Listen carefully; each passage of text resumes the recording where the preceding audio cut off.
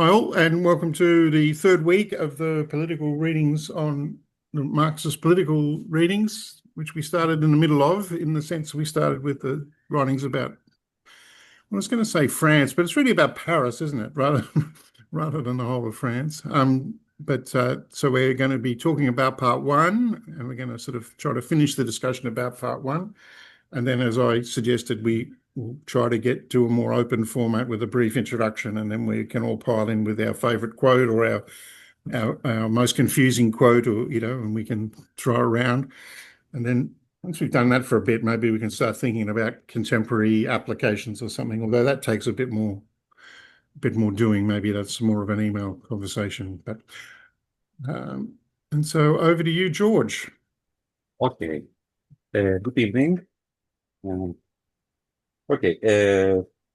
In a sense, this is the last slide from the previous presentation, which is an important one because it presents the dialectic of dependency under which the whole changes in political forms operate.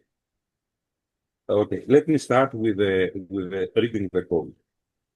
Owing to its financial straits, the July monarchy was dependent from the beginning on the big bourgeoisie, and its dependence on the big bourgeoisie was the inexhaustible source of increasing financial straits.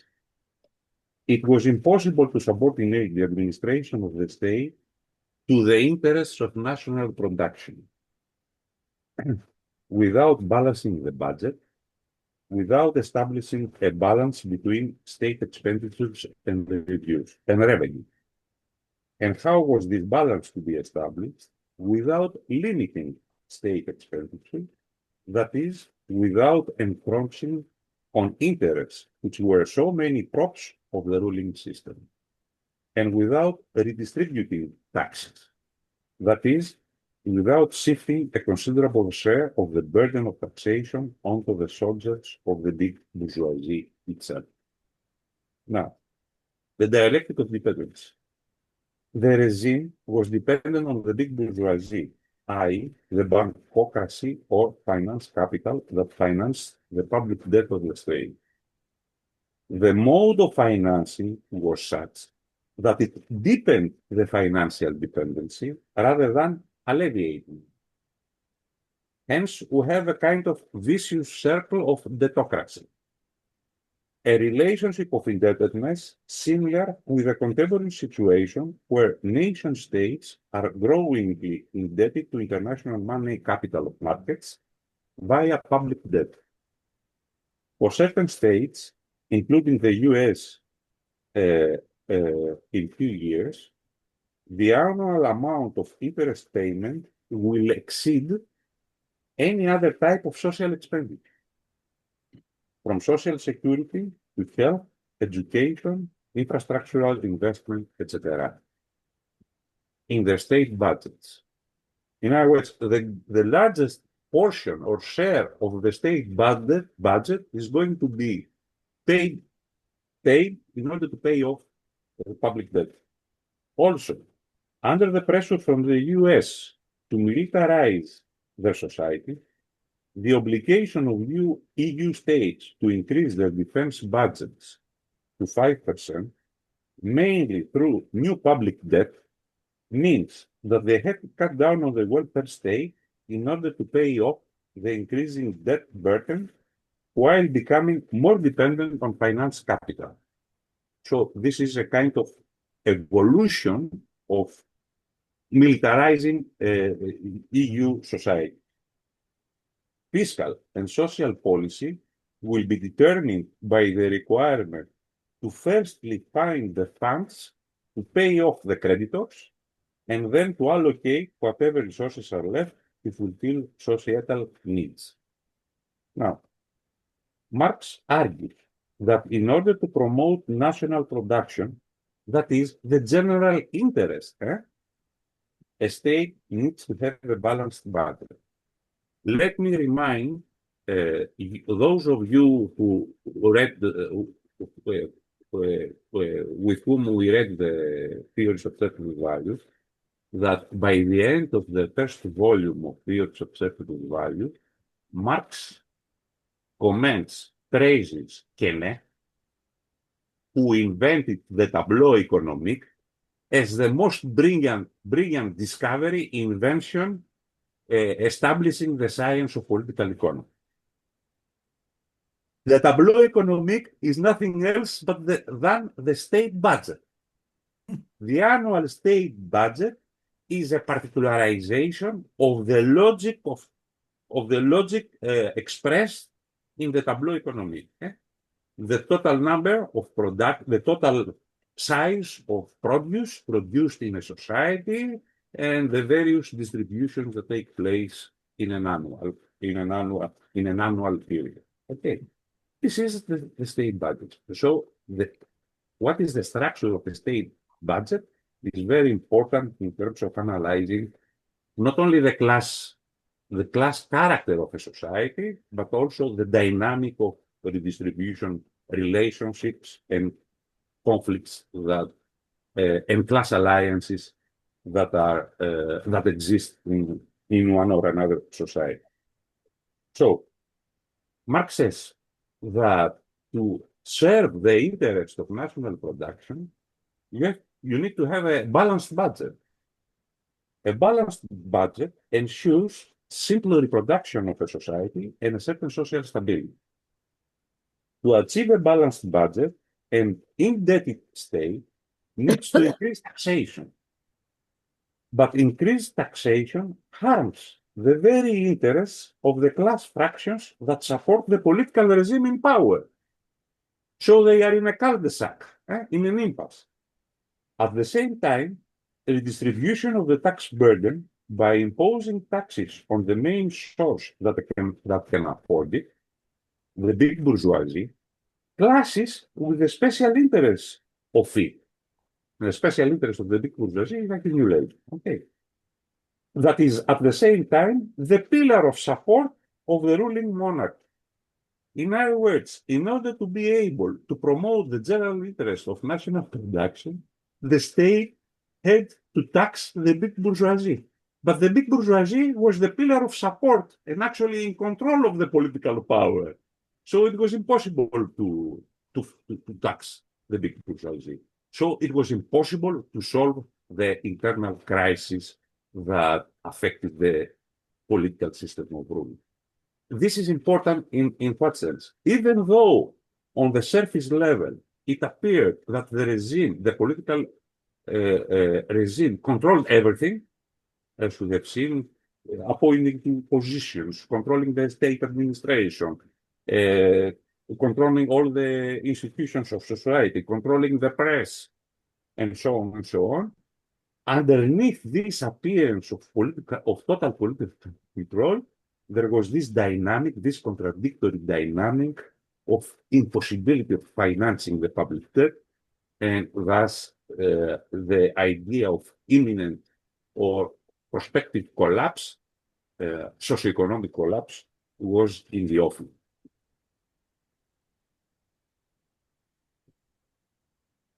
Okay, now let's go into the concept of revolution. A valid concept must have a specific content that represents the essential features of the situation, of the state of affairs, of the phenomenon it refers to. At the same time, it entails certain presuppositions that make possible its emergence and ground the meaning it carries. Concepts are the intellectual tools with which any science operates.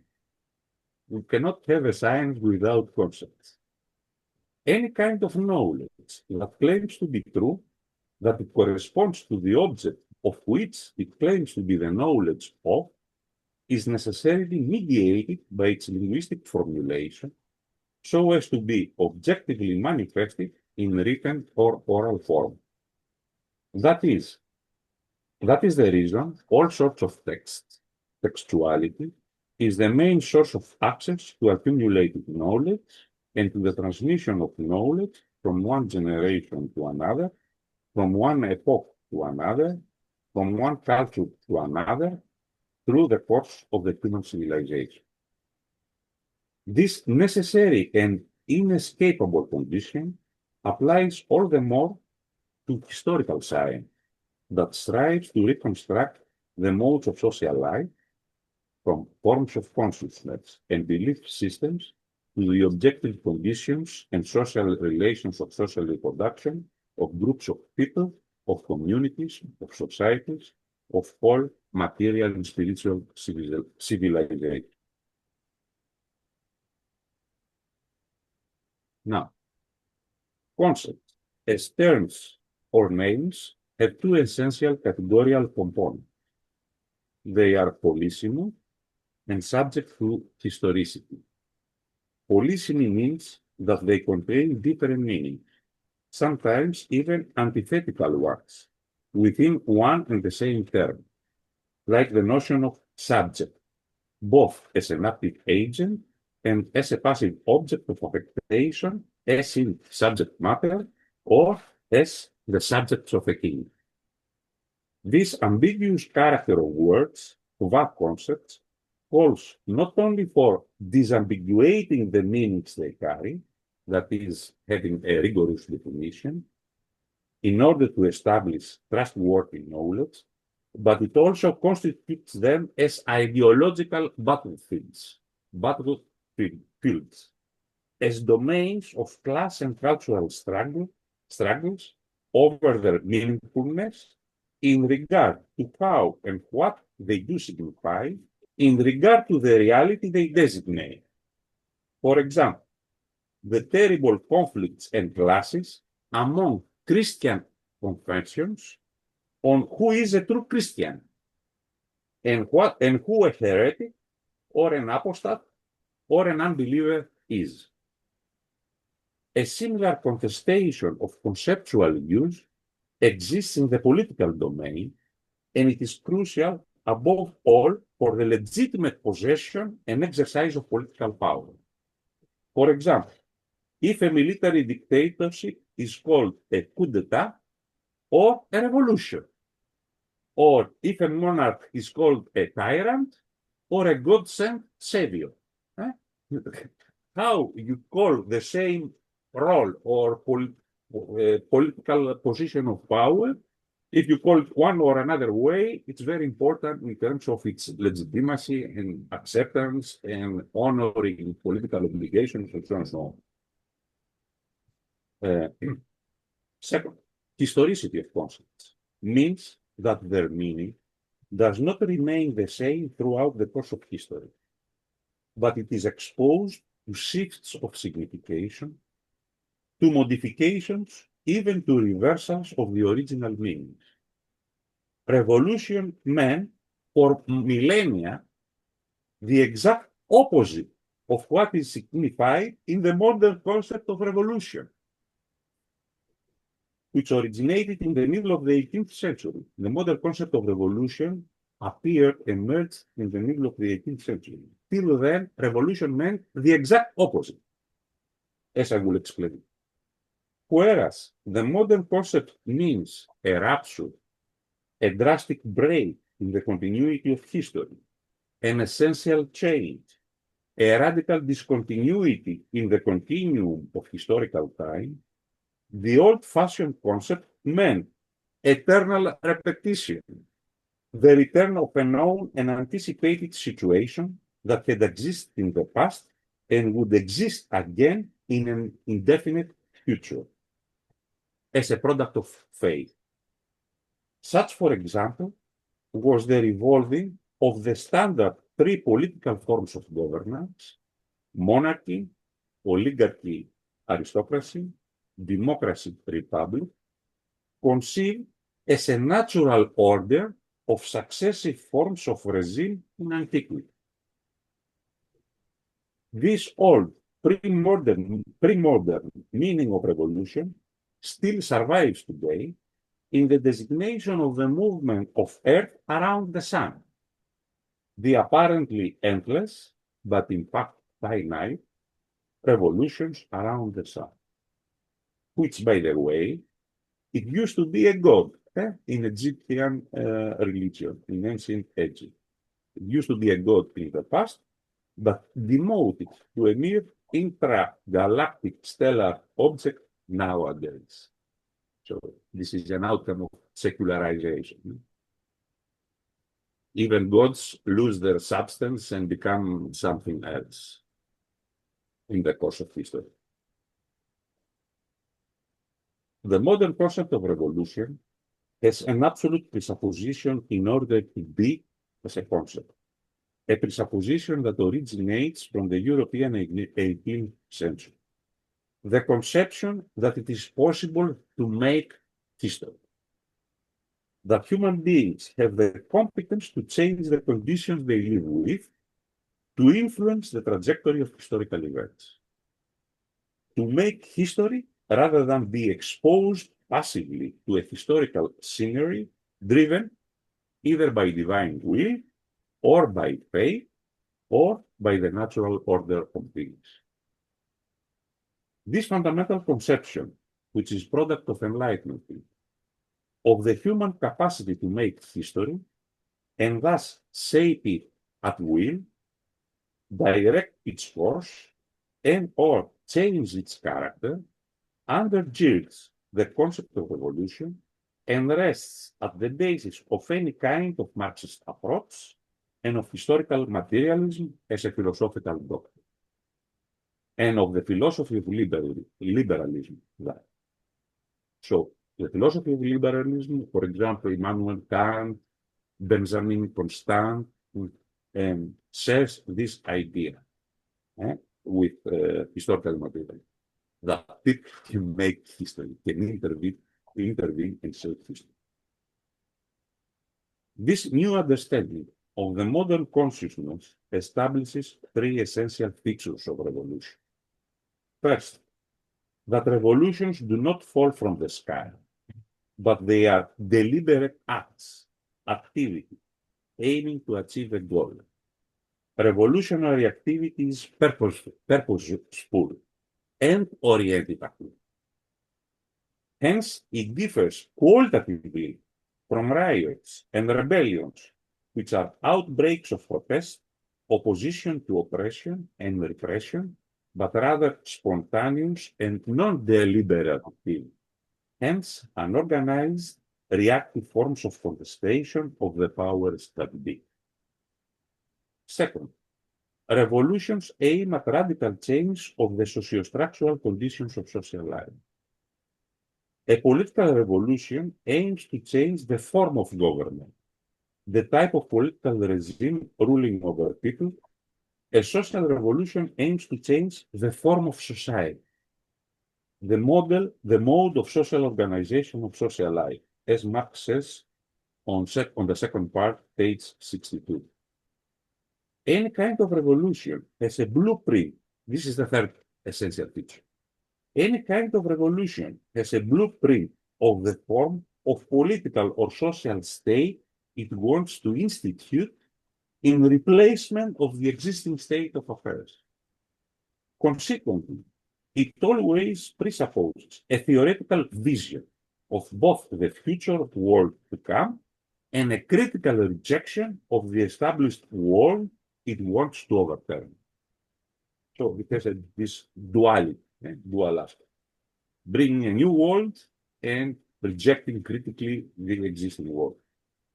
Because of this theoretical necessity, the role of intellectuals, of a radical intelligentsia, is originarily formative and historically expressed in manifestos, such as was the Communist Manifesto, grand speeches, philosophico-political documents, and utopian texts. The written fleshing out of utopias, of imaginary worlds that promise a future life to the downtrodden, the oppressed, the exploited, the deprived of a human life worthy to live by.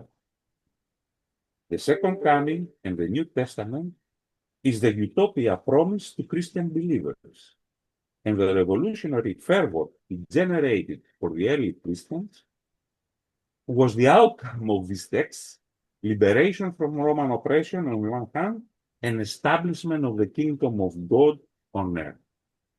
So who can say that Christianity in its origin was a kind of revolution, social revolution, social cultural revolution?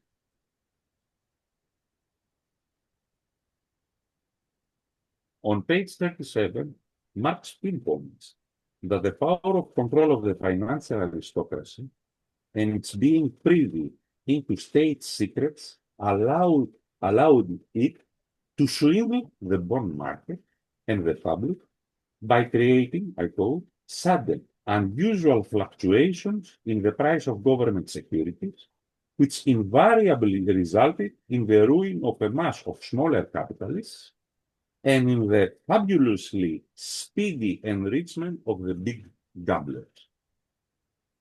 How does that differ from the sudden announcements of exorbitant tariffs by the Trumpian autocracy that created stock market busts and then again booms when the initial proclamations were rescinded?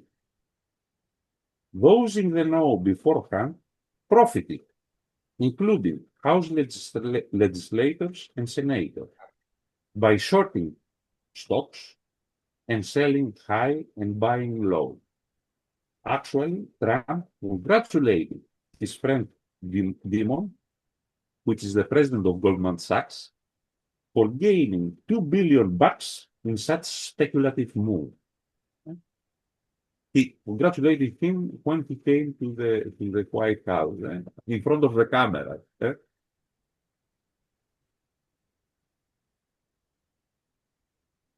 Now, how does the banker's possession of state secrets, that's a quote from Marx, that generate super profits for them, differs from the Dole's department centralization of all private and personal and public, like federal lands and of the eminent domain, and business data of US citizens, including those of IRS, in the hands of private corporations like Musk's recently and Palantir right now? Information data banks are a new form of material asset wealth. It is a form of fixed capital, whose control and ownership gives tremendous opportunities for profit making, not only in selling or leasing access to data, but also in getting various competitive advantages over market competitors and in contractual business with the state also, as well as identifying investment opportunities unknown to any other. So in this regard, what we are seeing here in the United States is a gross violation and adulteration of the rules of competition, of fair competition, of the so-called free market, which is the gospel of mainstream economies, and preach it every day, that we have to have fair competition. We have to have the operation of laws of competition, which are beneficial for society, and this is the meaning of free market. But here you see that we don't have free markets if you have the concentration of all public and private information in the hands of private companies that distort the free market operation and the laws of competition. Willie? Yeah, can you hear me? Yes. Can to transit my speaker. Yeah, I just want to make a brief comment on what you just spoke to. This process has been going on in the United States for the last at least 40 years, since the whole rise of so-called Reaganomics, where almost cyclically there is this whole question of not only cutting out the welfare state, but transferring more and more of the tax burden to the masses, to the working class, until in the present day, it's gone literally crazy and transparent, what you're describing now with the big, beautiful bill. I mean, it's so transparent that practically everybody knows what's going on. It's a big ripoff. And to that, you add this whole phenomena, which is coming on stream, with this whole question of shutting down, stampeding the public by this whole issue of, quote, shutting down the federal government and the consequences of that. Well, the only consequence of that is it poses a threat to the rent payments to these creditors of the federal government.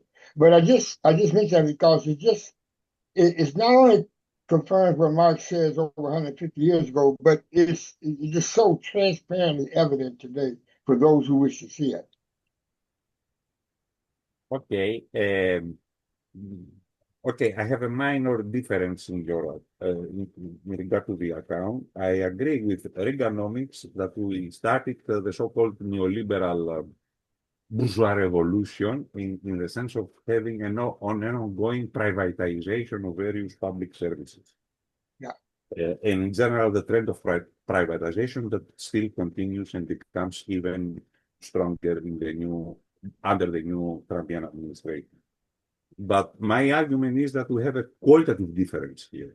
We have a qualitative change, not just that something that was hidden behind appearances has just come outside cynically into the surface of society and everybody sees. Now we have a kind of the very idea of the state as a representative of public forms of property is being denied by constraining all these private and public data that supposedly should have been protected. And now we have a kind of adulteration of the very idea of competition. Don't forget that the laws of competition are fundamental, are essential for the reproduction of the capitalist mode of production. It's not just an appendage, a secondary, if you like, side of capitalist reproduction. Okay, so when you intervene in a way, if the state intervenes in a way that really demolishes or denies the operation of the laws of competition, then we have another kind. We will have a problem with the very reproduction of the capitalist mode of production. And basically, it will accentuate the conflicts between the various capitalist blocks. Yeah, agreed. And only thing I'm saying is that the process you're describing, yes, that was a quantitative step. But if you look through the 80s and 90s, you will see progressively the dismantling of laws that protected against the kind of concentration of capital that took place during this period, all the way up to, I mean, like the Graham-Rudman bill, all the things that even some of the capitalists themselves were warning against, such as this guy who ran that third-party candidacy. So I agree with you that that's what I meant by being on steroids. That's qualitatively different, that is trying to violate the laws of competition within capital. But even then, we see tremendous competition among capitalists themselves right now, in spite of their efforts. The hedge funds, for example, are playing a major role within the Trump government in trying to say privatize 401ks, just any number of things which trying to batter down to gain access to the people's accumulated wealth. But no, there's no difference. I agree with you, but it's part of an ongoing process that I think is missed here in the States. People think this just started yesterday, but it's been going on for a very long time. You're right in that. Okay, I agree. I agree with that. It is a neoliberal policy anyway. I mean, Yeah. but with a cynical face. You know. Absolutely. Okay. I quote from Marx. The July monarchy was nothing more than a joint stock company, he says, for the exploitation of France's national wealth. That's from page 38. It's a kind of US Trump Incorporated, I would say, as far as the contemporary United States is concerned. The Genius Act passed in the US House that regulates lightly the cryptocurrency industry, while legitimating and officializing its business framework. And this is the new El Dorado for speculators and the Trump family's further enrichment. The most deleterious impact on the state finances, because remember, the whole discussion is based on the idea of how we can balance the state budget, okay, is the provision in the law, in the Genius Act, that stablecoin cryptocurrencies can function as reserve money assets for the federal bank, substituting for treasury bonds and thus transferring public money to private cryptocurrency business owners.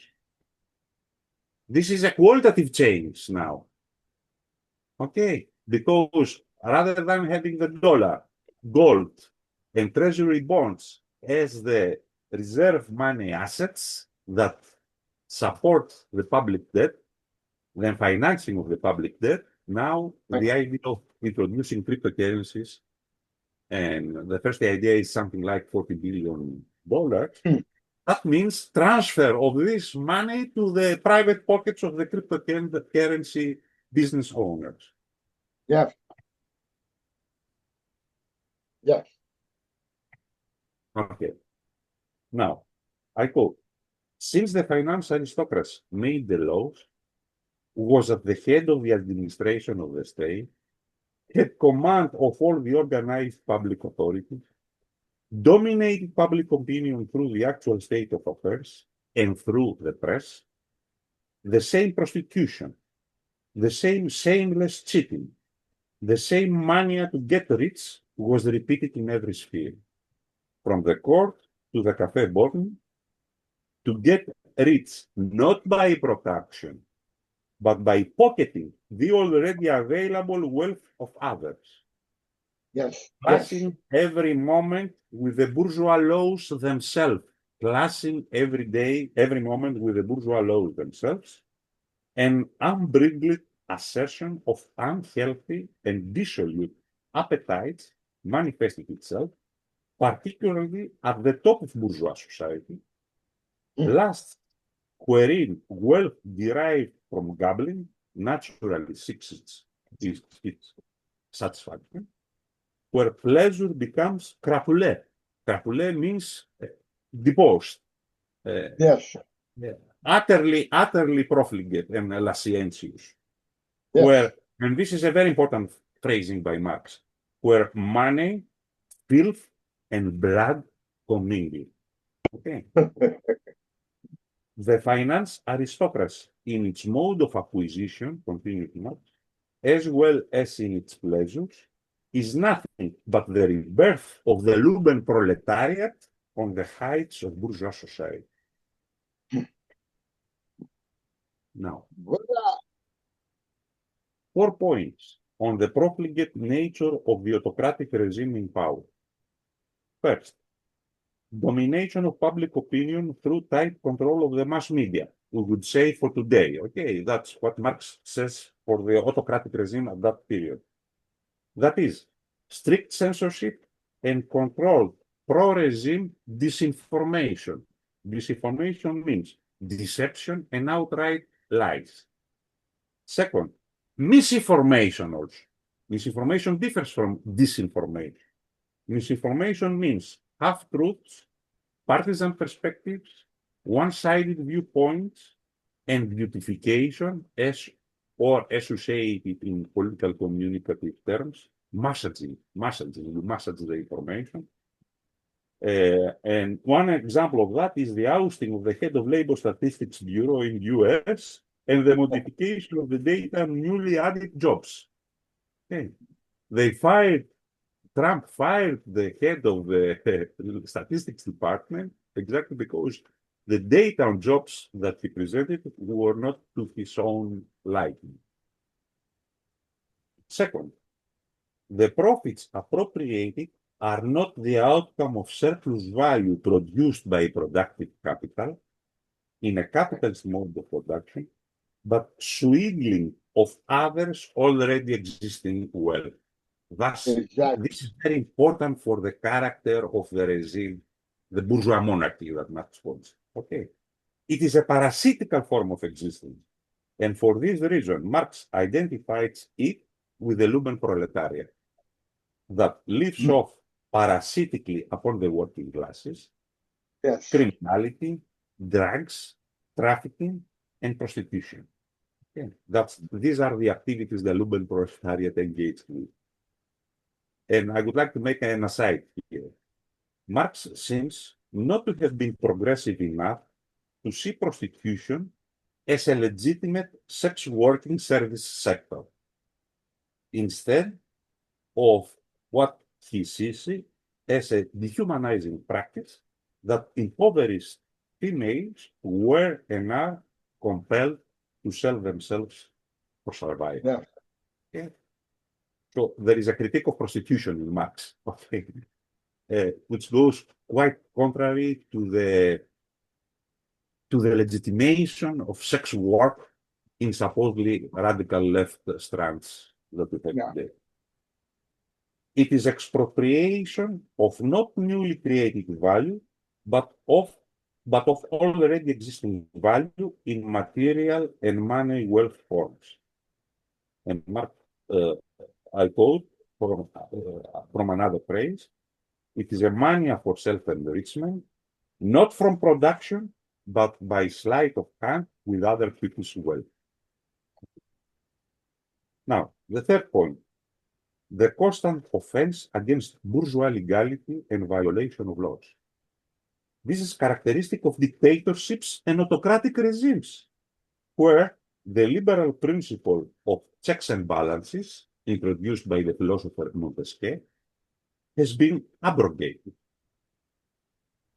Possessing absolute political power means that there are no other independent centers of power, institutions that delimit, restrict, or oppose the unlimited exercise of power by the autocrat or the tyrant. This is the idea of an absolute political regime, okay? That there is no other outside or independent power to harness, to limit, or constrain it in terms of the exercise of its absolute will. And the fourth point: the moral degradation and debauchery spread throughout bourgeois civil society and primarily in its elites. Does Epstein files ring a bell to you or to us? Okay. Vicious and lascivious pleasure, conspicuous consumption of wealth, like use of private jets and mega yachts, and profligate behavior in which money, filth, and blood commune. Okay. Yes. So what I'm saying is that the description, the analytical description that Marx makes of the bourgeois monarchy and the absolute political power held by the financial aristocracy, for me at least, that's why I try to give these examples, reminds me a lot of the contemporary situations in the United States.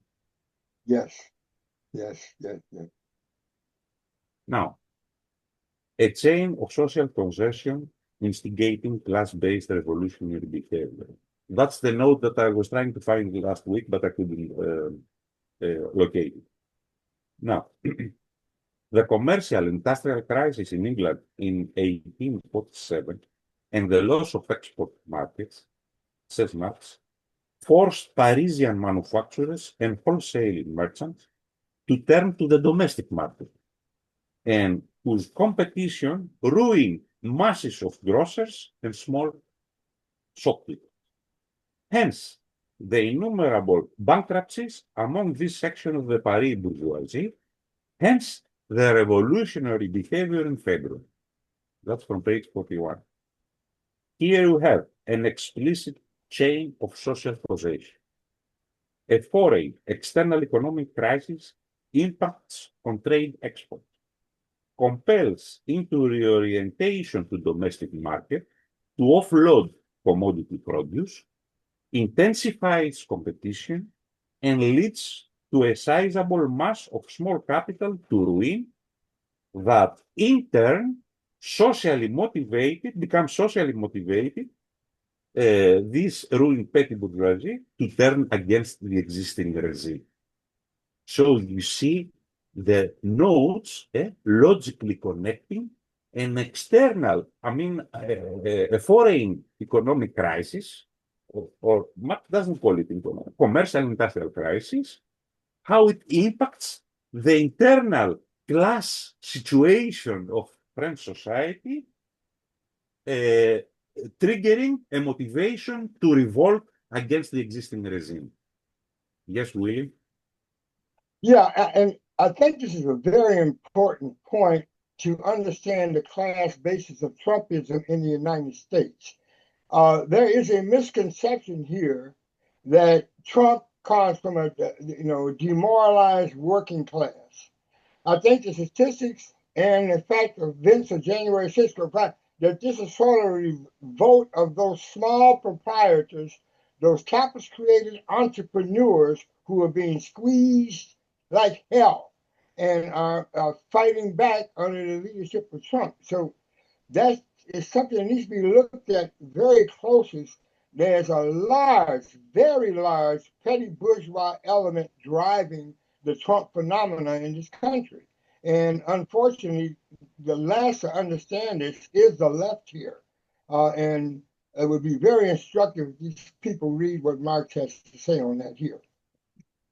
Yes, I absolutely agree with you on that, on the importance and salience of petty bourgeoisie. We will see how important it is also in the class struggles and the revolutions taking place in France. But in the United States, it's even more important in terms, in the past, I have given you a number. What is the size of this petty bourgeoisie, of this entrepreneurial class? There are 52 million entrepreneurs in the United States right now. Quite close to the number of votes that popular votes that Trump got. Of course, not all entrepreneurs vote for Trump, but this squeeze that they feel under inflation, first of all, and the relatively ousting that they have from sources of financing from money capital, plus the pressure that they feel from big capital, led them to revolt. And actually, when we study the sociopolitical characteristics of the voters or of supporters of far-right movements in Europe, we see that it is a major part of petty bourgeois individuals who shift and support not the traditional conservative parties, but the new far rights, exactly because of its anti-systemic agenda, supposedly anti-systemic agenda. Okay.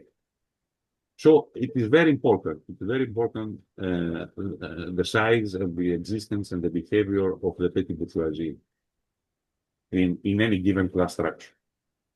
Now, the provisional government. It arose from the February Revolution, and it was, I quote, a compromise between the various classes, but whose interests were mutually hostile.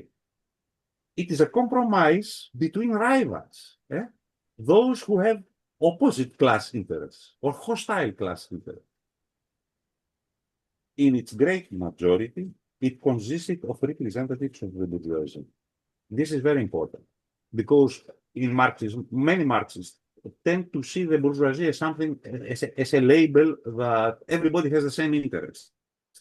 They don't understand that when we talk about the bourgeoisie or about the capitalist class, this is a self-divided class that has opposing interests. That's why I try to present from the theory of social value this idea of tremendous and fundamental conflict between interest-bearing capital and productive capital, okay, which is an expression of the self-division of capital itself in its essence. Okay.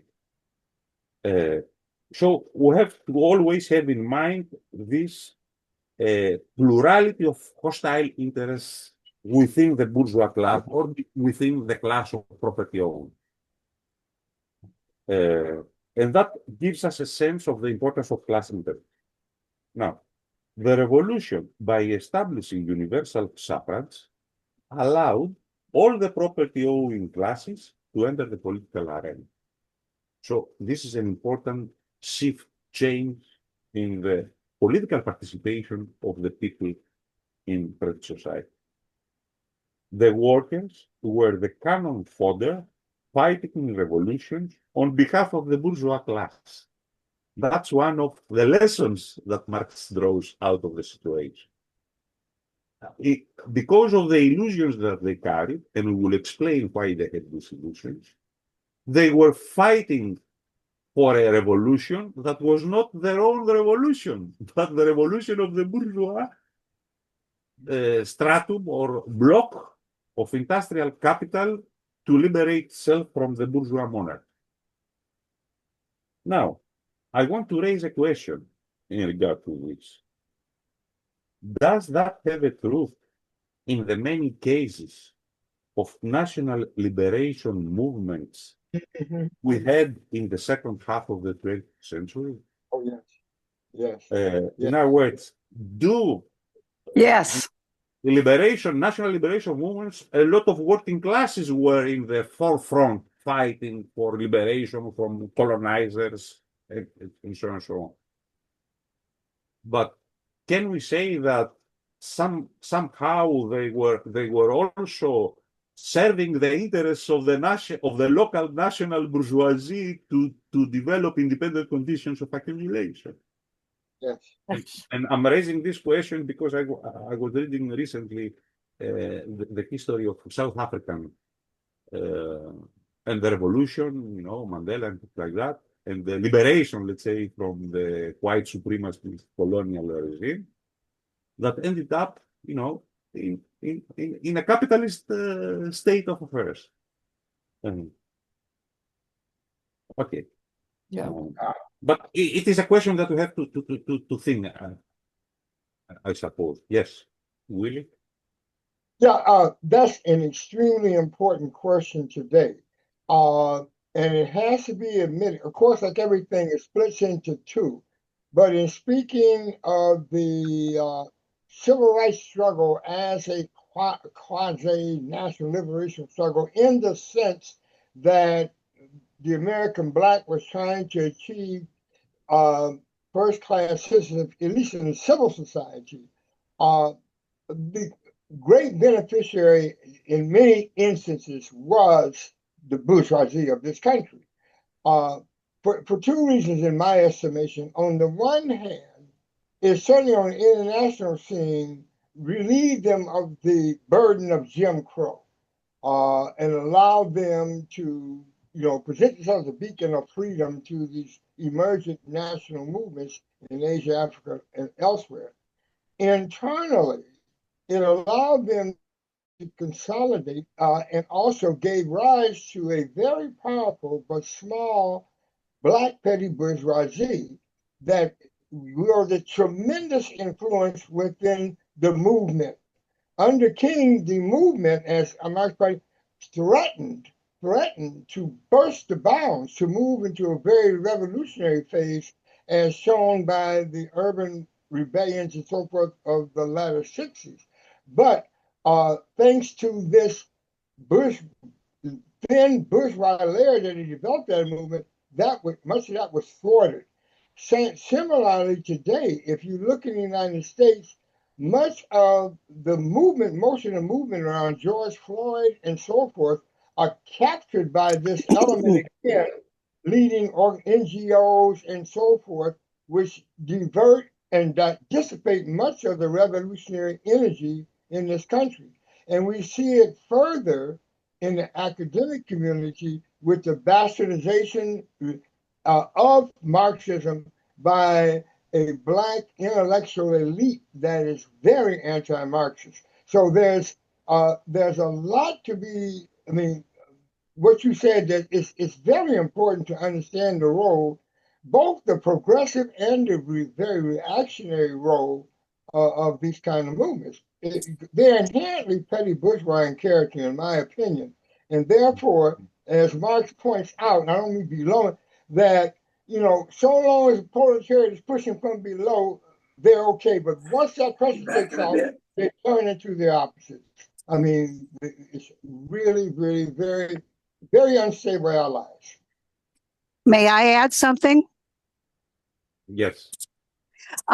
Yes, I think that I think both of you are on are really exploring deeply some of the things that I feel very deeply myself. And that is one, that a lot of the result of the civil rights movement, which not limited to this though, was that the various sections of the African American population were incorporated into their like sections of American society. That meant you had CEOs who were African American, but you also had a heck of a lot of poor people.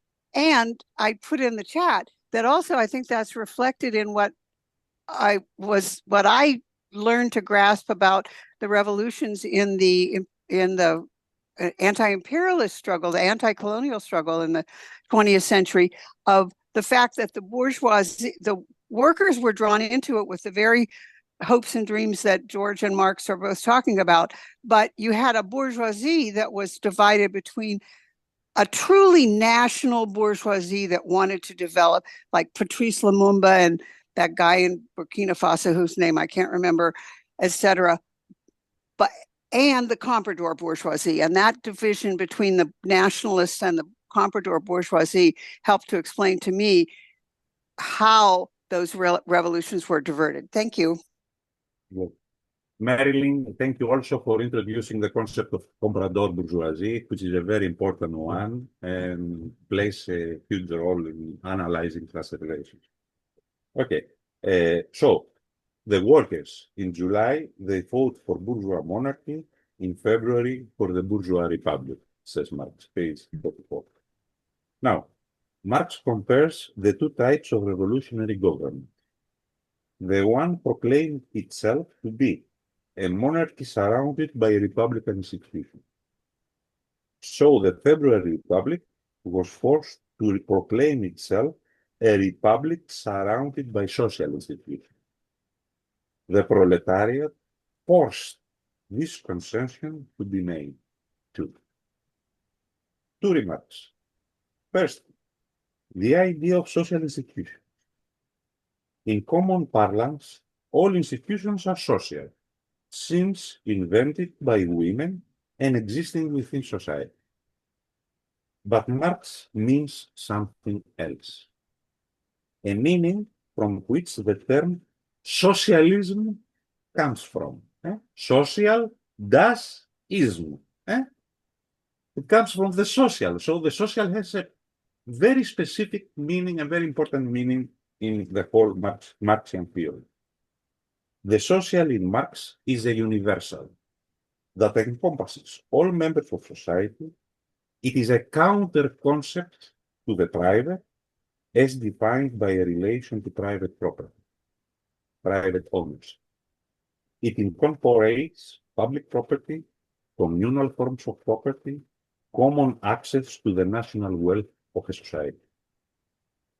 Second, the social institutions were granted by the force exercised by the proletariat.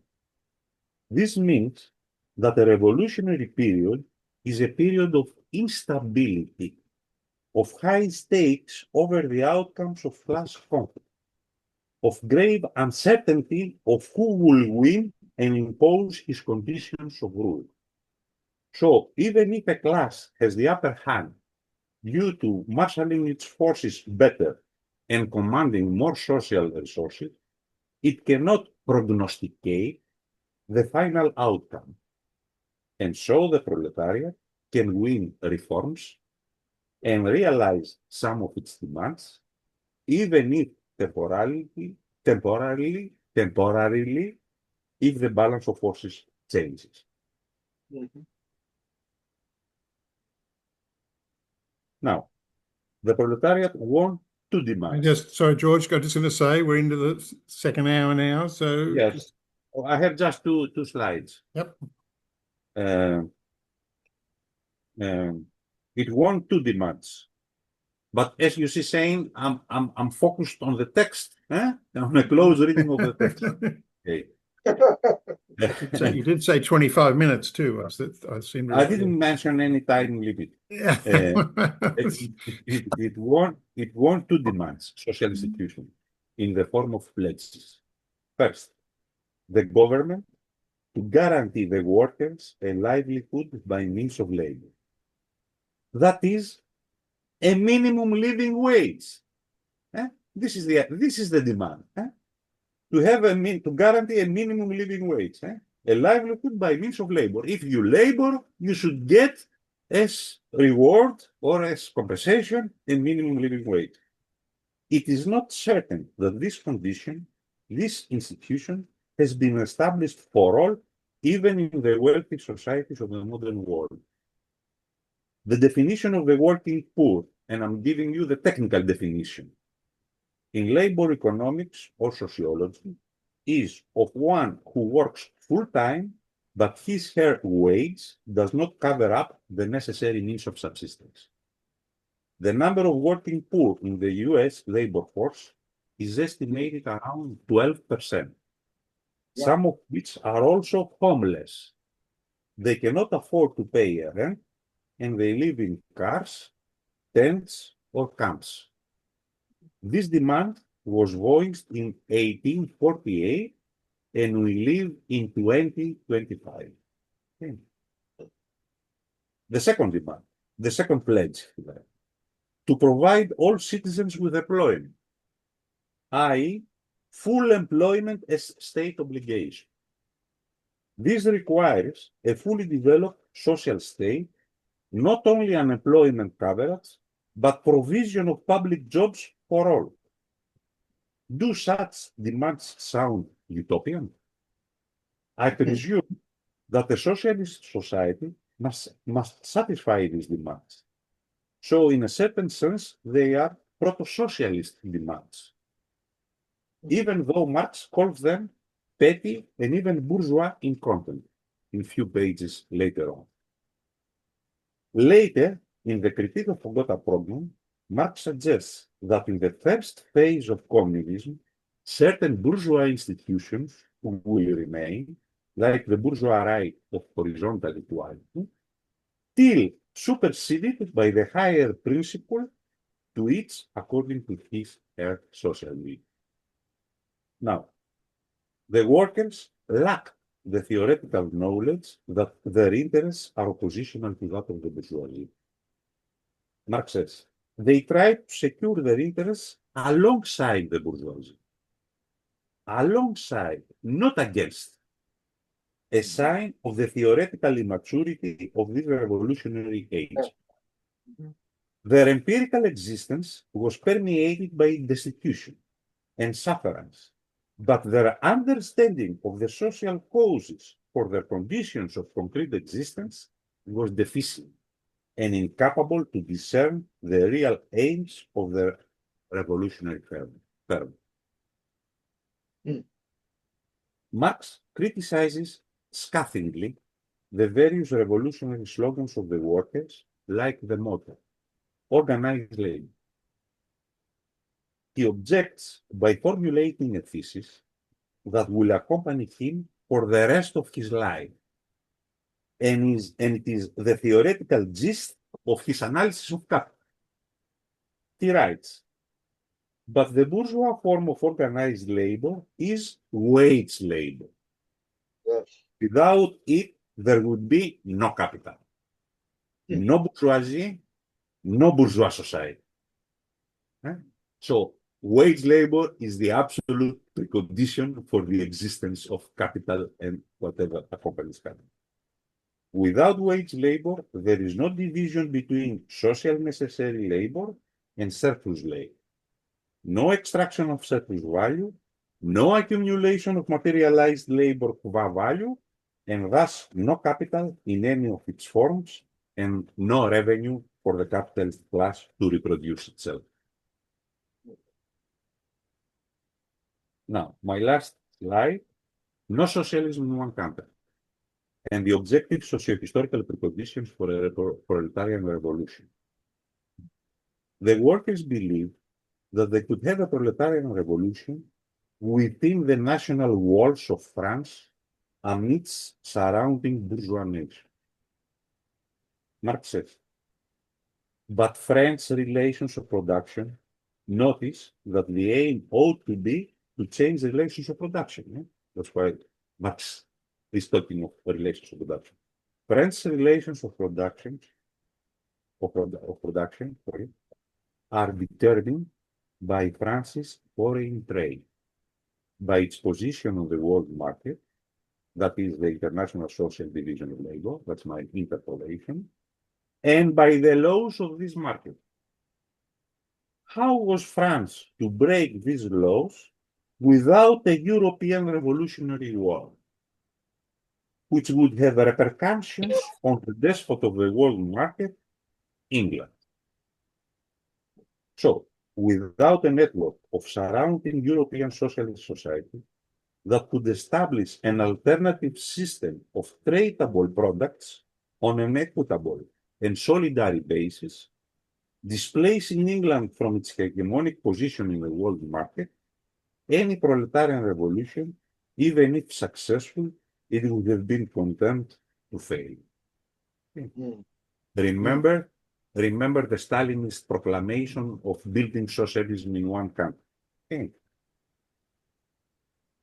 So that goes against this logic that was followed also by Khrushchev after Stalin, of building socialism in one country. You cannot have socialism in one country. So you cannot have a successful proletarian revolution in one nation state, within the perimeters of one nation state. Now, a successful proletarian revolution can occur only if some objective socio-historical preconditions have been fulfilled. The first is the working class, the wage laborer, to have grown both qualitatively and quantitatively.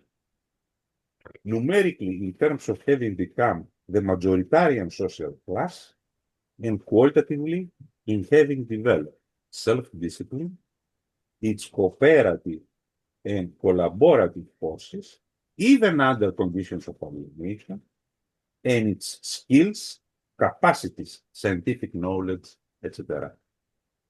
But such development presupposes the rule of the bourgeoisie, says Marx, and the commodification of labor power on a grand scale, conditions which were not fulfilled at that time in fact.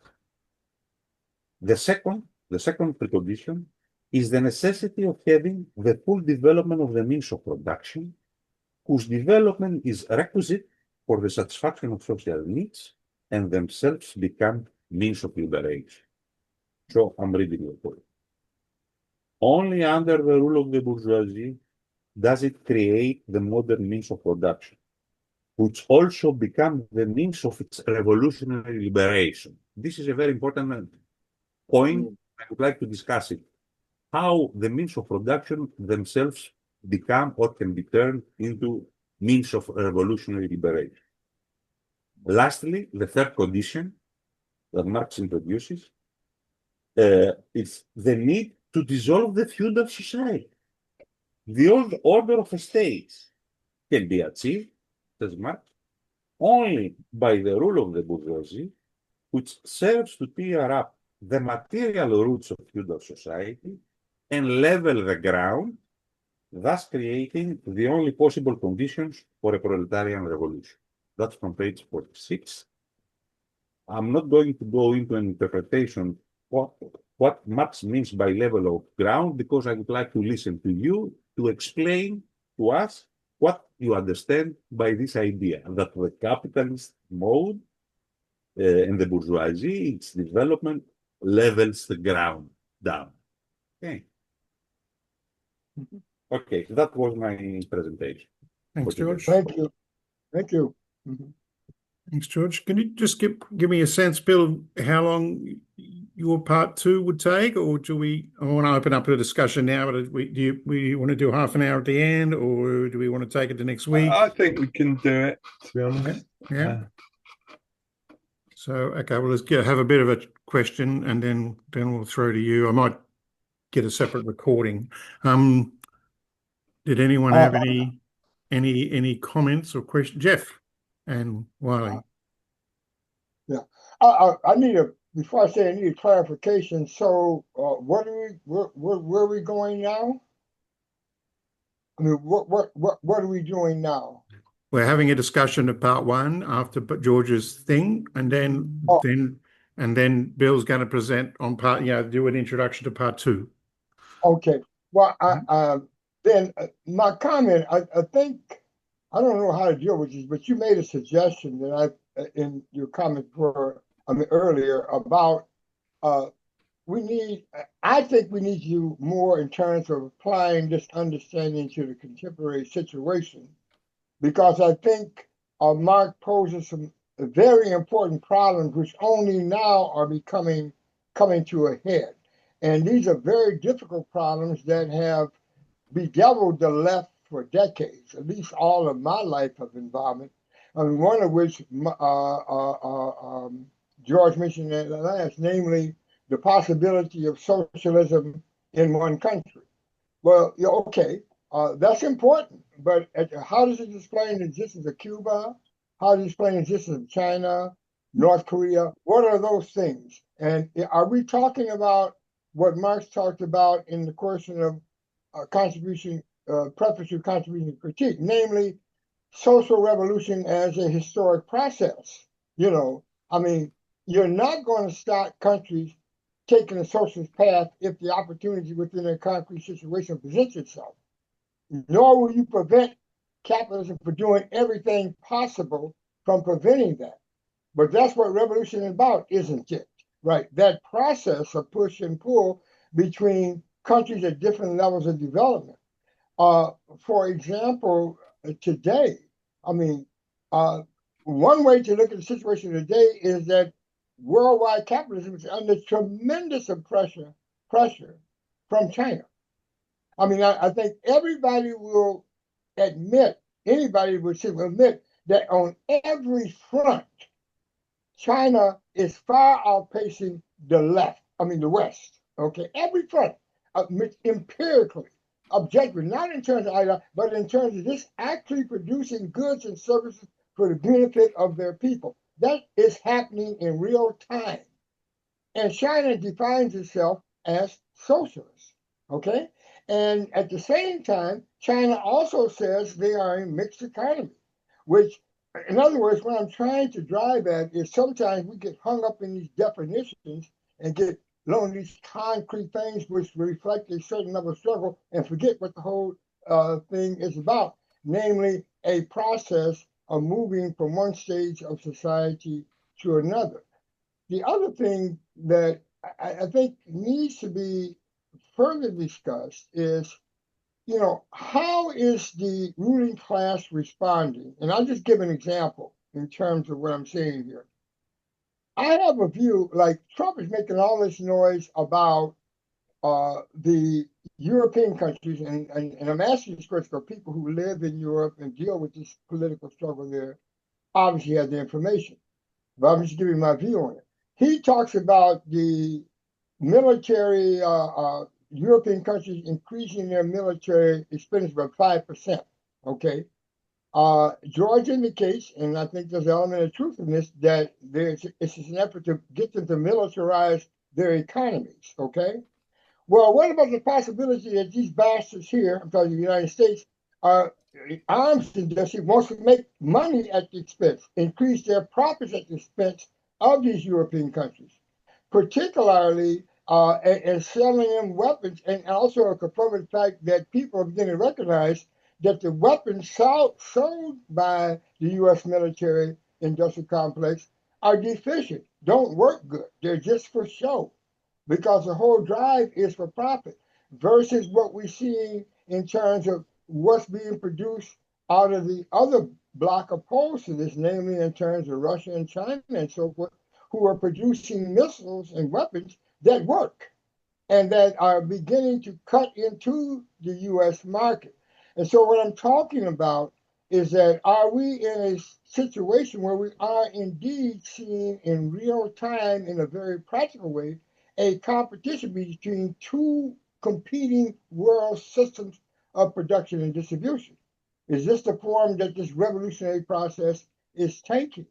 And I submit that, race limits debate to whether or not socialism is possible in one country or two countries is not the way to approach the question.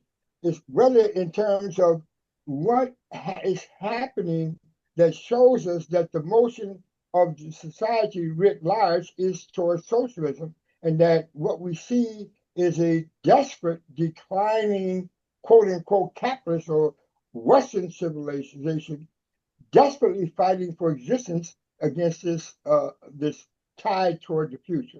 So to me, that's why I think it's important that we really take our concepts and this understanding to task and apply it as best we can to this contemporary situation through which we are now living.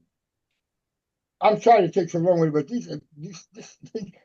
given what's happening in this damn country, it's very important that we get some answers. Thanks, Riley. Jeff, sorry you were on the top of the list, but Riley got the jump on you. But where These you go? things happen. These things happen. Yeah. Yeah, I disagree with a lot of what Riley was saying, but rather than pursuing it, I'd like to focus on a couple of other things which George was saying. The first about moralism, and I'd like to relate them to the class trip to Marx and Marx's evolution. The first about moralism, the fact is that fraud and violence and vice and licentiousness have always been there. People who have no class, people who have no culture, when they get a lot of money, they don't know how to spend it except by flaunting it. The other thing about the July monarchy, Trump, it's also taken place in South Africa. It's not merely the modern capitalist societies in South Africa, where there's major looting of the state at a phenomenal rate. It's easy to take a moralistic view. It's funny. It is the lumpen proletariat at the top. Trump talks like a lumpen proletarian, but Trump's background is actually a very peculiar one. It's New York real estate, which is very tough, no rules, often dominated by the mafia, and you have to be very tough to do that. But the mafia has always controlled it. What's unusual about the moralism of certain periods is that it's actually taken over from law, so that the attempt to establish laws have just gone. The attempt to stick by law has just gone. And I think we're seeing in America, especially, the overflow into violence of an unusual sort, and very dangerous sort of violence. But you need, this is a mere conjunctions. It's not what Marxism is to me. What Marxism is to go behind the fraud and the violence and the immorality, which has always been there in bourgeois society, and to understand the dynamics of capital accumulation behind it. And in 1848, Marx isn't able to do this because Marx is still trapped in Ricardian socialism. He's a socialist, but that means he's got to refer, in his attempt to understand the conjunctures of that had taken place in the 1848 revolution, he must refer to a sociology. And the sociology isn't firmly rooted in his understanding of the dynamics of capital. Therefore, the idea of personification, the whole complexity of class, isn't yet developed. He's got to relate it to relationship to the means of production and then talk about fractions. I'm not saying he's wrong, but it's very inadequate. It's a sociology with an inadequate development, an inadequate relationship to capital. A second point is related to it really, and that's when we're talking about the state. When George was making the point, I think on page 20, quite rightly, that revolution in the pre-modern era referred to a cycle, what was called the wheel of fortune in many things, where you start with one thing, go around the other.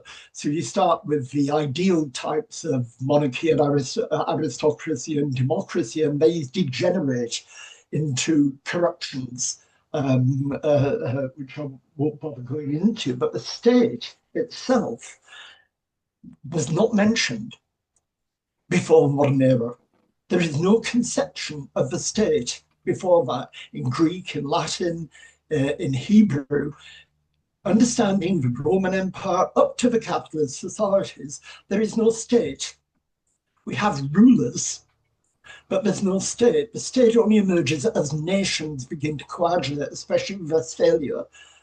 And it's only with people like Baudin, first of all, and then Hobbes second, where the state begins to be theorized adequately. Now, to me, Marx isn't adequately theorizing the state because it's reduced to sociology. And an example of that is something we're going to come across. Marx hasn't come across it yet, but he will. And that's the question of the difference between political and social revolution, which George mentioned. Political revolution is merely a change of form, George said, whereas social revolution involves a change in social institutions. I think that's too simple. The fact is that political revolution at the time can mean not a change in social institutions, but a change not in the form of government, but in the nature of the state.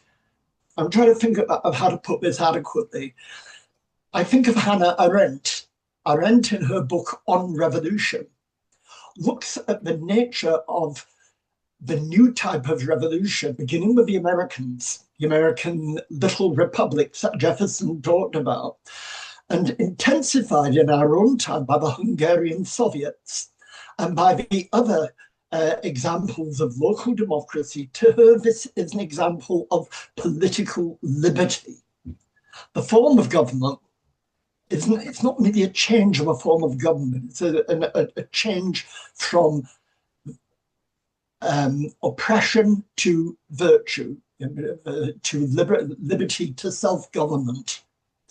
Now, this was to come with the Paris Commune. It was the Jacobins who were pushing it. It doesn't emerge yet in February 1840 because it's a mere echo of a Jacobin revolution. But in the Paris Commune, that happened.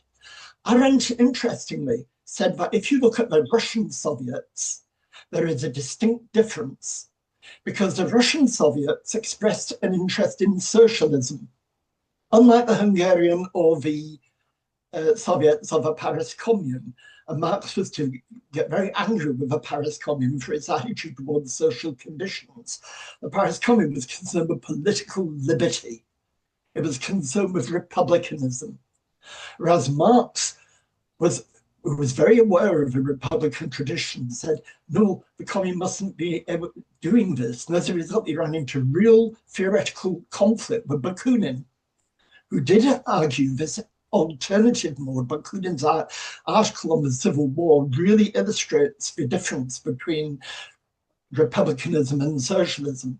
Arendt said the two could never coexist. Arendt argued that political liberty will be stained by socialism. And she puts forward a very good argument for that, which I think is quite accurate. But this hasn't yet emerged. And the reason it hasn't emerged is not merely the historical contingency, but the fact that Marx's conception of a state has not been sufficiently theorized. He's become aware, as people were doing from the 18th century, that the state is a function of civil society. The state doesn't stand above civil society. He's become aware of that, but that isn't enough. You need to move forward on that. I've talked too long. Okay. Very brief comment. Thanks, Jeff. Just conscious of the time. We're up to 12 Yeah, now. Very brief comments. First of all, as far as Willie, he correctly mentioned that this necessity to increase the military budget on the part of the European Union countries has a logic behind it, which is to buy weaponry and weapon systems from the United States, because anyway, 80% of defense expenditures by the European Union are bought from the United States. So if you increase the state budget and the defense expenditure portion of it, obviously a large share of it will be directed to purchase of US weapon systems. though the European Union has a kind of strategy now to develop its own industrial military base, but that's something else. The second point concerning socialism in one country, we have also to consider something else. The degree of development of social productivity is very important. If you have a socialist country that doesn't have the logic of productivism, in other words, of continuously increasing the social productivity of labor, that means that that in its exchanges in the world market, continuously will suffer transfers of surplus value from its own home bases to the other, to the exchanging partners who have higher rates of social productivity. This is a mechanism very much analyzed by Marx. That the level of social productivity determines what kind of transfer of surplus value we have within the value production of one or another producer or branch of production. So it will be weakened. It wouldn't be able, as a sole socialist society, to accumulate on its own premises. It would lose the surplus value that it would be producing to the foreign exchange trading partners.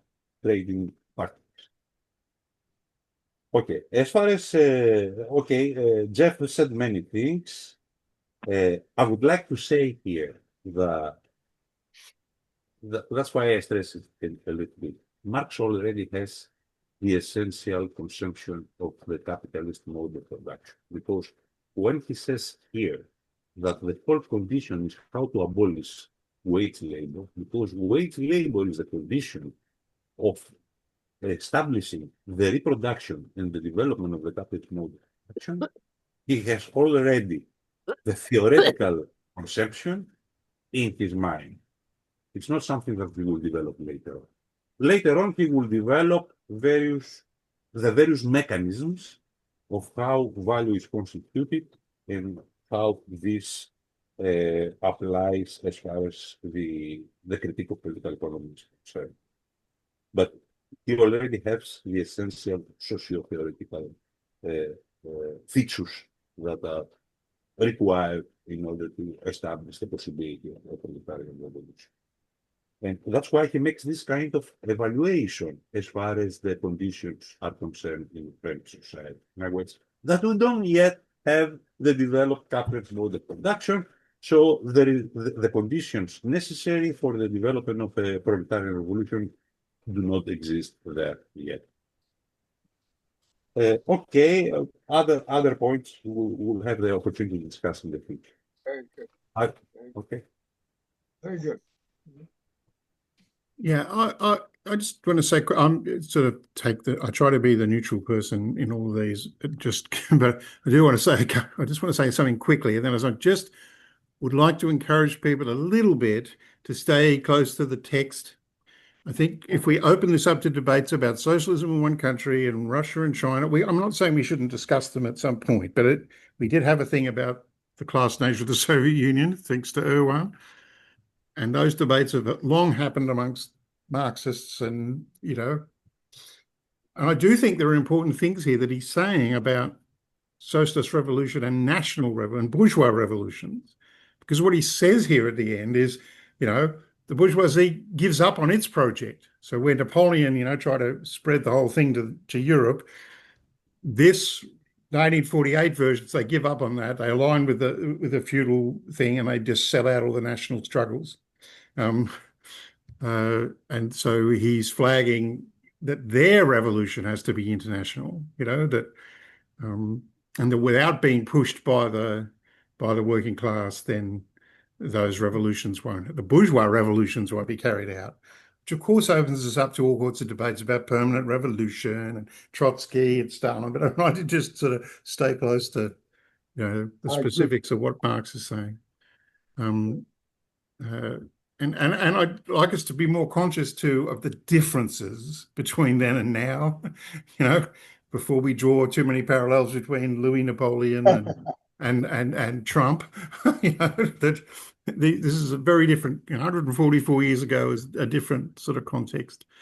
And I must say also I've been thinking lately, I'll just finish the thought, and that is that we started in the middle because I thought it would be more accessible, but the more we have these discussions, the more I think we should have started at the beginning with Marx's sort of whole intellectual development up to this point. That would make the discussion more informed by Marx's previous writing and where he's at sort of theoretically at this point, because I think there's some point to what Jeff is saying too.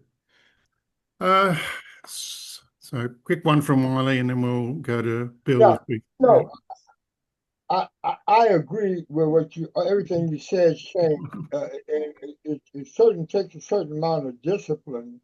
And I think the way I'm going to resolve this contradiction for myself is rather than try to raise some of these contentious points within the discussion, I'm just going to take the time to write up my concerns and responses and submit it to the group outside of the class.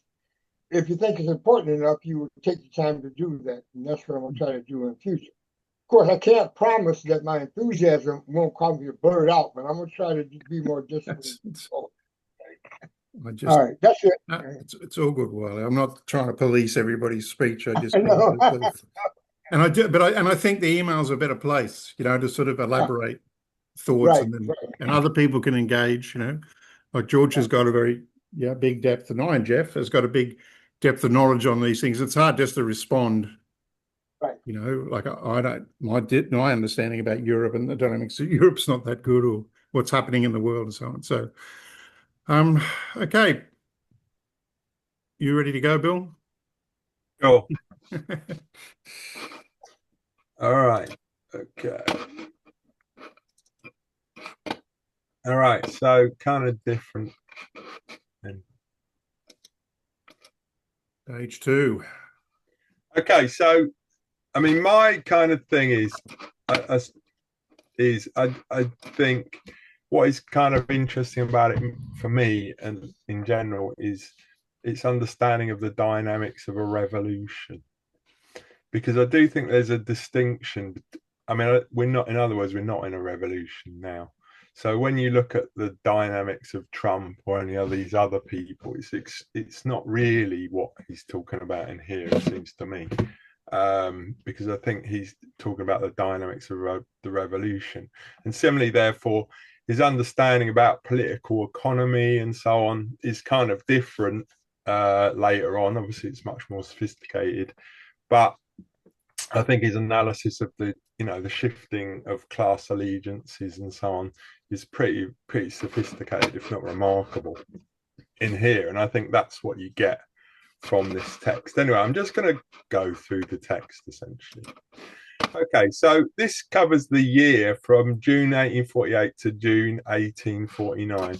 Right, as we know, June 1848 is when the workers' rising gets crushed, basically, and you have this bourgeois government.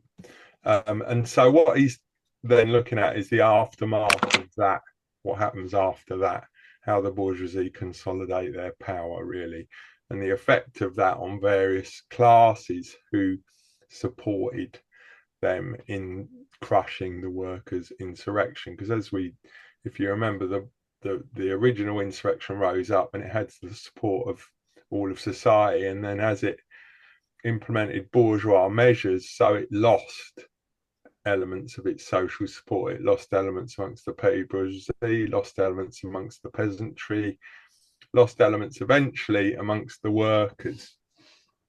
And it managed to turn the petty bourgeoisie and the peasantry against the workers, and therefore, although it crushed the workers, it simultaneously undermined its own support, paradoxically. So no danger, therefore, from below, says Marx, right, after this counter-revolution in June 1848. So the danger from below is gone, and that's very important about what happens subsequently. So you really have the consolidation of the capitalist power. And what happened, therefore, that the people who depended on the workers, even if they didn't want them, they lost their influence as well. I mean,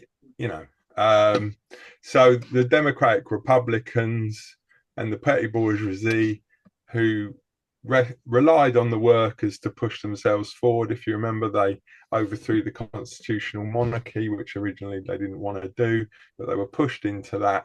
But the people who advocated that now have undermined the social foundation of their own support. So I think this is kind of interesting. So, and you therefore have the changes in these alliances. So the sham alliance with the bourgeois Republicans reluctantly and with reservations concluded with them during the epoch of the provisional government. And the executive commission was openly broken by the bourgeois Republicans. Spurned and repulsed as allies, they sank down to subordinate henchmen of the tricolor men. Okay, so we still have the Constituent Assembly, and then we also have the executive. So the Constituent Assembly want to exercise their power, but really they've lost the social basis for their power. And then at the same time, we have the national government, the bourgeois government. So the Constituent Assembly remained the exclusive representative of bourgeois republicanism, right? So you have the national government, which, although bourgeois republican in form, is not really bourgeois republican, and then you have the Constituent Assembly, who still advocate the republicanism. So anyway, and then all of the kind of reformist measures of the previous regime is now rejected. So the plan form of the provisional government, again taken up by Gauchot, of taxing capital in the form of mortgage tax was rejected. The law that limited the working day to 10 hours was repealed. Imprisonment for debt was introduced. The large section of the French population that can neither read or write was excluded from jury service. Why not also from the franchise also? Journals again had to deposit caution money. The right of association was restricted. So all of these reforms that have been introduced as a result of the pressure of the working class are now being withdrawn by the new regime. And then we see what happens to the petty bourgeoisie. So who are the petty bourgeoisie?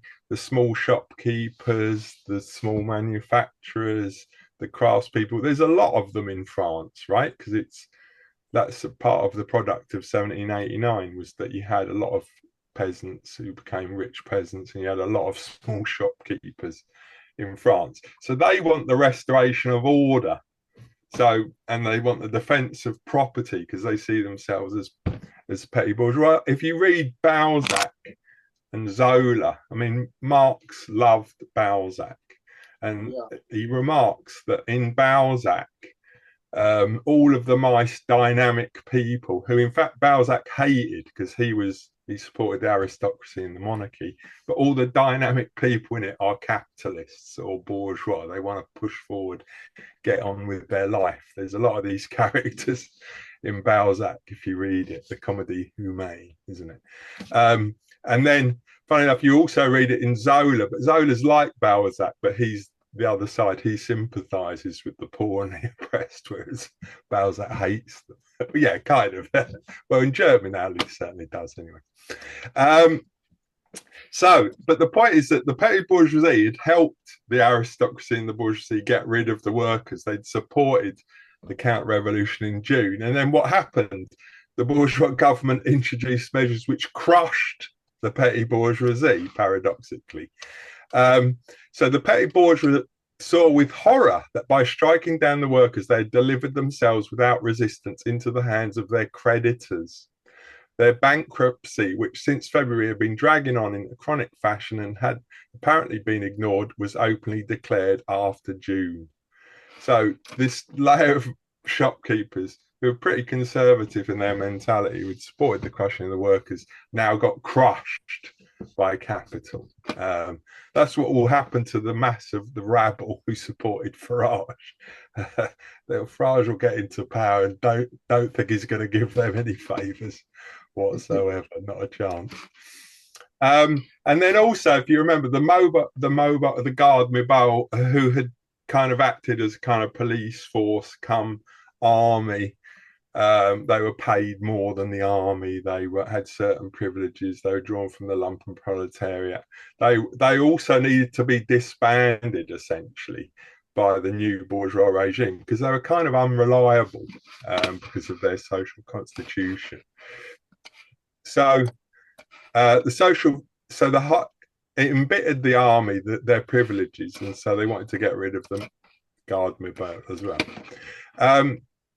Cavaignac was not the dictatorship of the sabre over bourgeois society. It was a dictatorship of the bourgeoisie by the sabre, says Marx. He's full of these kind of witty aphorisms. The bourgeoisie has no king. The true form of its rule is the republic. So the point is that the bourgeoisie, although they're in favour of the monarchy, I mean, say in the UK, they're in favour of the monarchy. Why? Because it gives you a veil behind which to hide your rule. You don't actually need the monarchy if you're the bourgeoisie. You're best off without it, really. It's an impediment. So the fact is that they had this situation where they ended up having a republic, and they kind of they left with it. And then we also have this change of the right of work, droit au travail, into droit à l'assistance. So you have a move from the right to work, in other words, the right, and the only right people have is to work, as Trotsky put it, to the right to assistance. In other words, to have dole. When I was young, you used to claim the dole. Everyone who formed a punk band, which obviously I was in a punk band, signed on the dole. So that was the good old days. Nowadays, you can't even get the dole. Anyway, so they replaced this right to work with dole, as we used to call it. It's a very apt description, really. They went dole, it's just like gruel, isn't it? In Charles Dickens' workhouse, you get gruel, and you use it because you get a double of gruel, right? So it's very apt to call it dole. And why? Behind the right to work stands the power over capital. Behind the power over capital, the appropriation of the means of production, the subjection to the associated working class, and therefore the abolition of wage labour, of capital, and of their mutual relations. Behind the right to work stood the June insurrection, the Constituent Assembly, which in fact put the revolutionary proletariat hors la loi, outside the law, had on principle to throw the proletariat's formula out of the Constitution. The law of laws had to pronounce its anathema upon the right to work, but it did not stop there. Okay, so you have to get rid of that because that implies an alternative system, which of course you can't allow if you have a bourgeois republic. So they put in place the so-called irremovability of the judges, which we've still got to this day, haven't we? These judges are appointed for life in the US, obviously, but also in the UK. I don't know what the situation is in France. I imagine it's the same. But you have these judges who are in the House of Lords in the UK, and they are appointed for life. It doesn't matter how old and doddery they are. They're still adjudicate the law. And he says, which have been questioned by the provisional government to an organic law. The one king whom it had removed rose again by the score in these irremovable inquisitors of legality. So what it does is it gives the power to these members of the aristocracy to adjudicate what is law, and removes the rights of the social classes who had risen up. The classes whose social slavery the Constitution is to perpetuate, proletariat, peasantry, petty bourgeoisie, it puts in possession of political power through the universal suffrage. And from the class whose old social power it sanctions, the bourgeoisie withdraws the political guarantees of this power. It forces the political rule of the bourgeoisie into democratic conditions, which at every moment help the hostile classes to victory and jeopardize the very foundations of the bourgeois society. So this right, this right to vote, says of Marx, prepares the ground for a social revolution, you could say. And I suppose that was perhaps true in 1848. Obviously, since then, they've learned how to manage universal suffrage, haven't they? But at this point, they hadn't really learned how to manage it. But bearing in mind, of course, in the Chartists, famously in their charter, which I think they delivered to Parliament in 1848, there was cannons put across the River Thames so that they couldn't deliver the charter to Parliament. Also demanded, well, at least male suffrage, if not universal suffrage, because that was viewed as the key to opening the social revolution. Yeah, so from the first group, it demands they should not go forward from political to social emancipation. From the others, that they should not go back from social to political restoration. Okay, there we go. So it's kind of interesting, different dynamics between them. So the first day of the realisation of the Constitution was the last day of the rule of the Constituent Assembly. Okay, so you have this election, and in the election, people vote for Napoleon. So why, says Marx, do they vote for? He wins a crushing victory, Napoleon. Why does he win such a crushing victory? And essentially, it's because he's a non-entity, says Marx. So because he's a non-entity, people project their needs, wants, and desires onto him.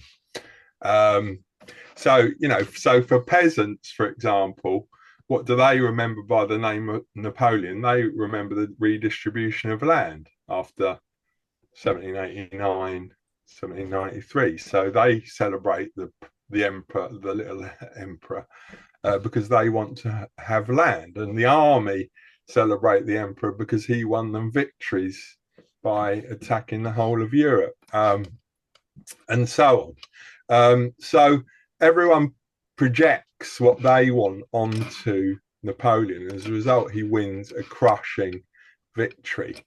And the proletariat also support Napoleon because he's not the national government who have just crushed them.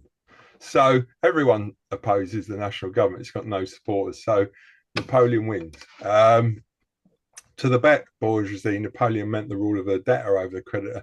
For the majority of the big bourgeoisie, the election of Napoleon meant an open breach with the fraction of which it had to make use for a moment against the revolution, but which would become intolerable to it as soon as this faction sought to consolidate the position of the moment into constitutional power.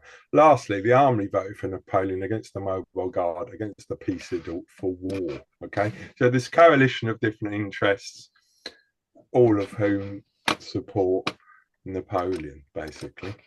As Neue Rheinische Zeitung stated, in other words, as I stated, Marx could say, but following Julius Caesar, if you remember Julius Caesar's Chronicle of Britain or whatever it's called, you always write about yourself in the third person.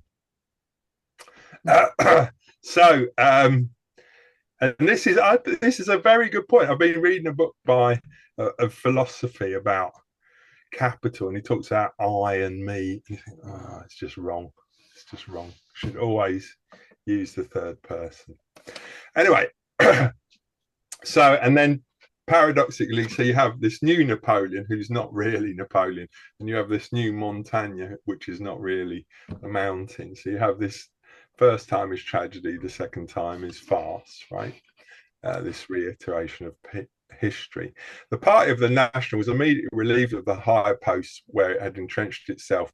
The prefectures of the police, the post office directorship, the procuratorship general, the Marie of Paris were all filled with old creatures of the monarchy.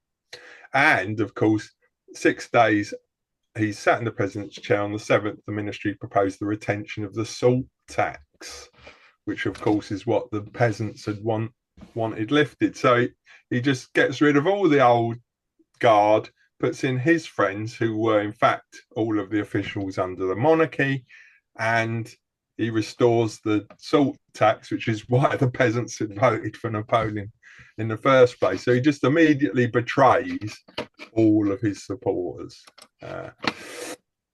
Now, how did the Constituent Assembly react? They tried to desperately save themselves by opposing the restoration of the salt tax. They rejected it. And Marx says, well, you lost the election, So how are you going to reject it? He says the only possibility was an insurrection. Yeah, only one possibility was left to it, that of insurrection. The fighting force of the insurrection were the Republican part of the National Guard, the Mobile Guard, and the centres of the revolutionary proletariat, the clubs. So this was the support for an insurrection, putting power back into the Constituent Assembly. It's kind of weak, in other words, he's saying. Yeah. It's a kind of echo of what had risen up previously. So it's very weak, this support. And then obviously the Mobile Guard, who had crushed the proletariat in June, now has to apologise for it. Oh, we're so sorry we crushed you, workers, back in June. Now we want to ally with you. And then, so there's a kind of, the Democratic Republicans again lead on the Socialist Republicans. On January 27th, the Public Manifesto announced their reconciliation and union and prepared their insurrectional background in the clubs. And then, so the supporters of the Constituent Assembly have to prepare an insurrection, and the supporters of the government who want to get rid of the Constituent Assembly prepare a coup, because neither side has a legal means for resolving the situation. So on one side you prepare an insurrection, on the other side you prepare a coup to resolve the position. Okay. And then, of course, there's the issue of foreign policy. The only one point left to settle the relation of the Constituted Republic to the European Revolution, it's foreign policy. And so essentially what do they do in terms of the foreign policy? They lash up with Britain, perfidious Albion, as we call it. I was watching a program yesterday where, who was it? Oh, God. Come back, this famous economist said, I think you can blame Britain for everything that's bad in the world. And which is obviously accurate, as we know. That is all true. Anyway, so re-established bourgeois rule in France required the restoration of papal rule in Rome. Finally, to smite the Roman revolutionists was to smite the allies of the French revolutionists. The alliance of the counter-revolutionary classes in the constituted French Republic was necessarily supplemented by the alliance of the French Republic with a holy alliance with Naples and Austria. Okay. So the latter half of the Constituent Assembly is summarised thus. On January 29, it admits the royal bourgeois factions are the natural superiors of the revolution constituted by it. On March 21st, that the violation of the constitution is its realisation. On May 11th, that the bombastically proclaimed passive alliance of the French Republic with the struggling peoples means its active alliance with the European counter-revolution. This miserable assembly left the stage after it had given itself the satisfaction 2 days before its first birthday, May the 4th, of rejecting the motion of amnesty from the June insurgents. Its power shattered, held in deadly hatred by the people, repulsed, maltreated, contemptuously thrown aside by the bourgeoisie, whose tool it was, forced in the second half of its life to disavow the first. Okay, so it's not up to a stage in a revolution, so it all falls to bits. All right, and then it leaves behind this financial crisis due to the results of this thing. The bourgeois class fell apart into two big factions, which alternately the big landed proprietors under the restored monarchy and the finance aristocracy and industrial bourgeoisie under the July Modi had maintained a monopoly of power. And both sides paradoxically were royalist in the sense that they wanted the old regime, but they had to live with the new regime. They had to live with the republic, paradoxically. So neither of them were, although they were both royalists, neither of them were strong enough to go back on the republic, which was the result of the revolution of 1848. Thus, we find those royalists in the beginning believing in an immediate restoration, later preserving the republic form with foaming rage and deadly invective against it on their lips, and finally confessing that they can endure each other only in the republic and postponing the restoration indefinitely. It's a bit like Brexit in that sense. Yeah, go on, Erwin. Yeah, I just wanted to point out that this happened again when the Second Empire falls and the Paris Commune is crushed. In the Third Republic, this is the second. In the Third Republic, the two monarchist factions are once again the majority in parliament, but they still can't agree with each other, and so the republic stays, and then through a series of by-elections, the Republican bourgeoisie, sort of entrenches the Republican regime. But just wanted to point out this exact thing that Marx is describing here reoccurs. Yeah, right. Yeah, Jeff? Before anything's built, is this the finish, or are you going to continue a little bit more? I think I am going to finish it. I think I've got a few more slides, but time is where just to say that Napoleon, remind people that Napoleon this was written in 1850, and it was Louis Napoleon. Marx called him Napoleon, ironic, with great irony, comparing him with his ancestor. But Louis Napoleon was still the president of the Second Republic, and he remained so until the end of 1852, when he became Emperor Napoleon III. So that's just No, it's good. I tell you what, I've only got 3 slides left. I might as well just very quickly do them, if that's okay. It won't take me long. Wait, why don't you do it the next time? Yeah. Next week. Oh, I could do, yeah. Okay, so anyway, this is kind of interesting, and I think for me, anyway, this is the kind of what is great about this journalism, is that it's revealing this dynamics of a revolution, which is not an everyday situation, in my opinion. And in that sense, I think, although he obviously developed his political economy, as we know, blah, blah, blah, I'm not sure he wrote much better about a revolution than in this. I think it's extremely acute. And I mean, I think you can look at various other people who've written about revolutions. The one that jumps to mind for me, anyway, is obviously you've got Marx's later writing Civil War in France and so on. But you also have Trotsky, 1905. And I mean, the history of the Russian Revolution is also great, but it's a bit long. So if you want to condense, I think 1905 by Trotsky is a very similar. I mean, I think Trotsky is the only one really who comes close to Marx in terms of this revolutionary journalism. Maybe even better. I mean, is the only, I would say. I don't think you could say anyone else is as good. But anyway, that's just my opinion. I mean, maybe I think Trotsky is something else in terms of revolutionary journalism, personally. Anyway, so very quickly, we've just got Jeff, and then George. Okay, I'll try to be very quick. There's an interesting confusion in Marx between political tendency and social grouping.